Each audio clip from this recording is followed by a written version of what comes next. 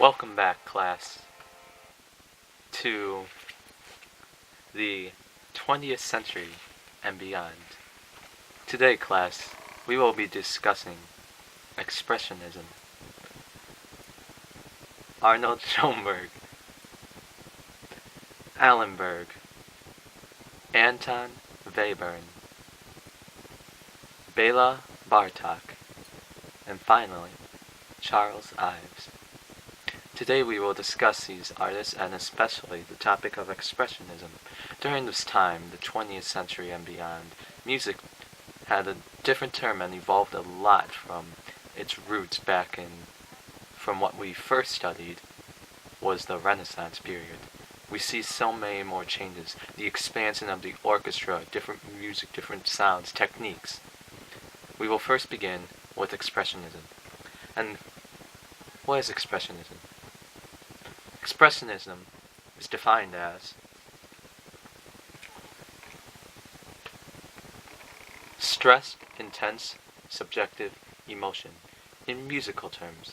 And so much of this time in the 20th century reflects this artistic movement of Expressionism. It was largely centered in Germany and Austria from 1905 to 1925. Expressionist painters, writers, and composers explored their inner feelings rather than depicting outward appearances.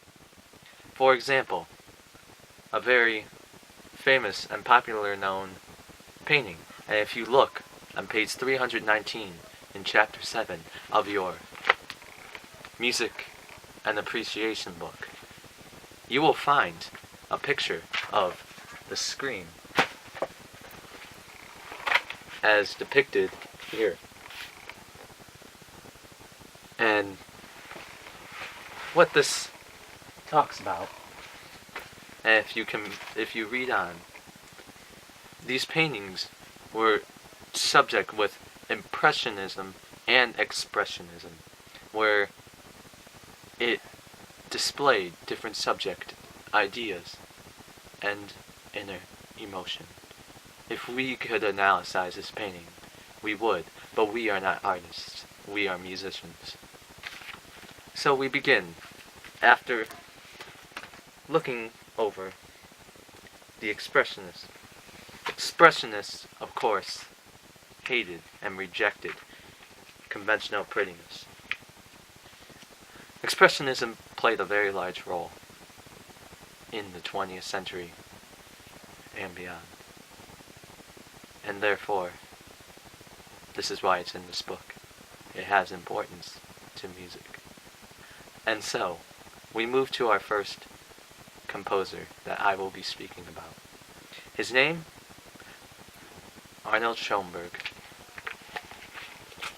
Arnold Schoenberg, and if you look on page 320 of your Music and Appreciation book, you will see a picture of him on the bottom of the page, and some information I will quickly summarize.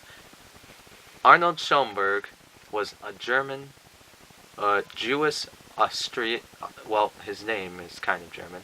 He was a Jewish Austrian composer, music theorist, and a painter. See, a lot of these musicians might paint it. See, this is why art, and we'll discuss that another day. He was born in 1874 and lived till 1951. With the rise of the Nazi Party, his works were labeled degenerate music because he was a Jew. Mazel tov. Anyhow, much of his music was newer music, as he claims, if you look on page 321, I claim the distinction of having written a truly new music, which based upon tradition as it is destined to become a tradition. His early works were strings, such as Verklagte Nacht, or The Transfigured Night, in 1899.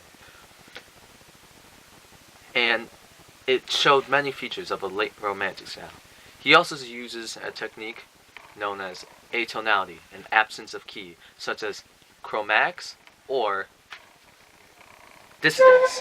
So you would hear, normally you would hear in the C major scale, and Schoenberg with atonality, with dissonance, or chromaticism. And that's what atonality is. And he also believed in a method known as the 12-note system, which organizing atonal music. It was composing with only 12 terms. And if you look on page 322, you will see an example of this with original key, where he uses original keys or retrograded and retrogrades it, or he uses 12 tones selected. He'll retrograde it, he'll invert it, and he'll invert the retrograde itself, or retrograde inversion, as we all know. And one of the pieces we shall be listening to from him today is known as The Survivor from Warsaw, opening 46, 1947.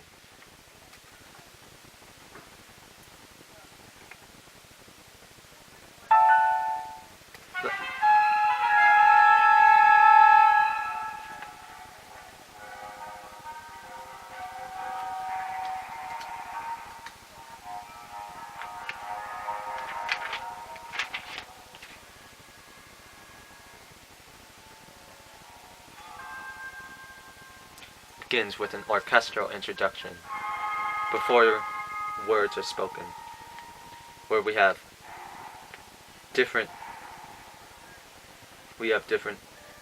key signatures and many written accidentals, as you may see on page 326 through 327 of your Music and Appreciation book. And so, and here we hear him.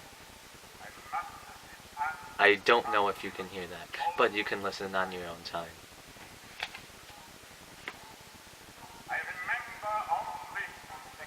And that is enough for us to listen. 1 minute is good. We will have time. If you would like to listen to it, feel free to search it up your own time. And so, we move on to Alan Berg. He was born January 1st, 1934, and died June 18th, 1984. He was an American attorney and talk radio. Oh, is this the? Yeah, this is the wrong person. You can ignore what I just said. I Wikipedia the wrong person.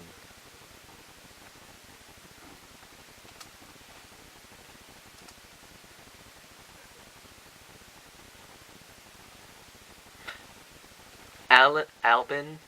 Oh, Albin. That's not his name. Yes, it is Albin. Then why is it Alan Berg on here?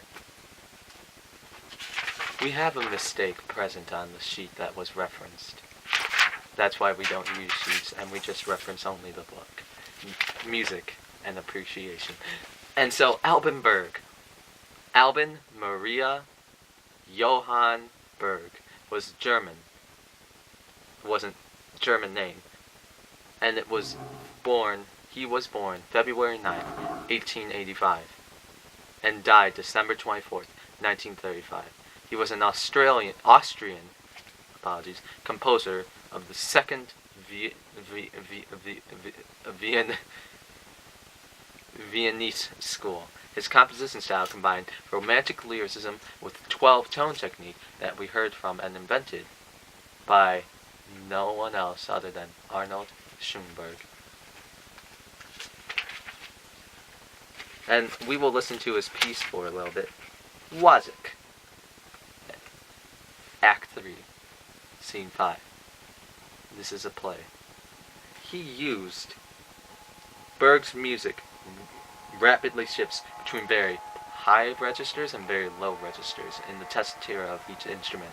He also registers between fortissimo and pianissimo. Very, very contrasting dynamics. He was a very unique composer, combining synthesis of traditional and 20th century elements. And then we move to Anton Webern, whose unfortunately piece I could not access for some reason on YouTube due to probably copyrights, etc., and banning. And his music was neglected during his lifetime. And he was his music though influenced composers throughout the world during the 1950s and 1960s. He was born December 3rd, 1883, and died the 15th of September in 1945. He was an Austrian composer and conductor. His mentor was Arnold Schoenberg, and his colleague was Alban Berg. He comprised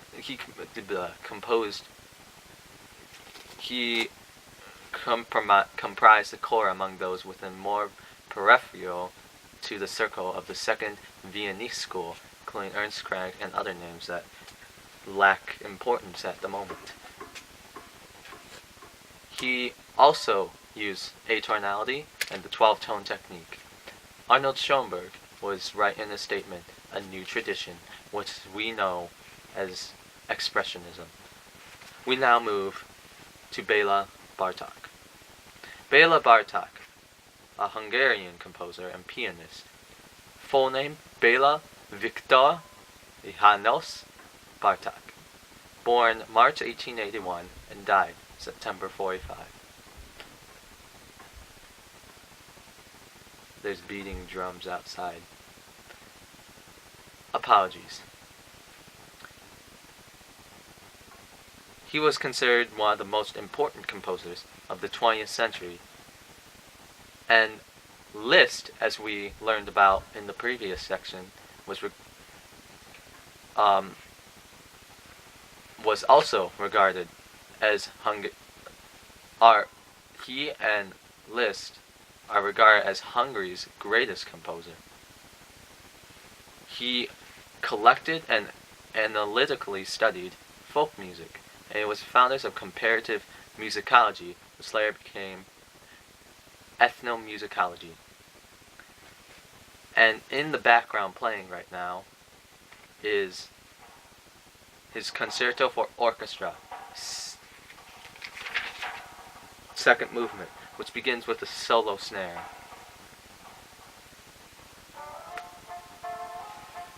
Then bassoons with pizzicato strings.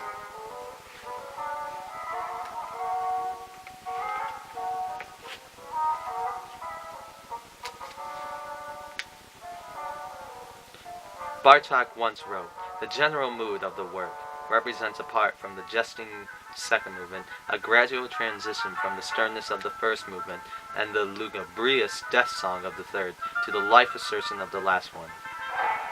The unusual tale reflects the work's tendency to treat the single orchestral instruments in a concertante or soloistic manner. And indeed so, as we hear this, it was a showpiece for orchestra of virtuoso players."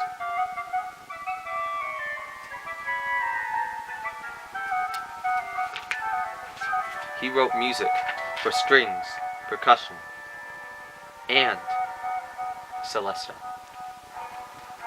including winds, of course, as every symphony has winds. And finally, Charles Edward Ives, born October 20th, 1874, and died May 19th, 1954. He was an American modernist composer. This is our first American composer of the Expressionism era. And so, he is one of the first American composers to be internationally renowned. His music was largely ignored during his lifetime. Many of his works went to unperformed for many, many years. Over time, he became regarded as an American original. He combined the American popular church music traditions of his youth with European art music, and he was among the first composers to engage in the systematic program of experimental music and musical techniques, including polytonality, multiple tones, polyrhythm, multiple rhythms, tone clusters, a cluster of tones, aleatoric elements and quarter tones, foreshadowing many musical innovations of the 20th century. So it was like a reformist or a revolutionary for the music world, an expressionist. And one of his pieces that we will listen to is Putnam's Camp by Charles Evans. Chromaticism.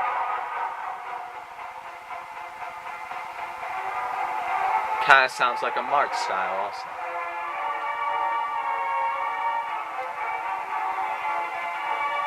However, the notes are not short.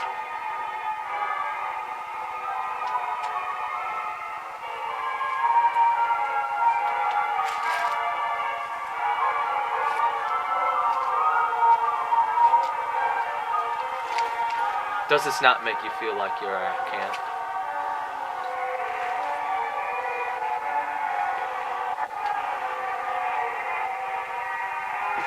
And so, this concludes today's lesson. Always remember to refer to your music and appreciation book at any possible time. And always remember to keep studying. If you need any links to the music, I'm sure my teacher will post it. Thank you for watching and learning today. May music always flow in your heart. Take care.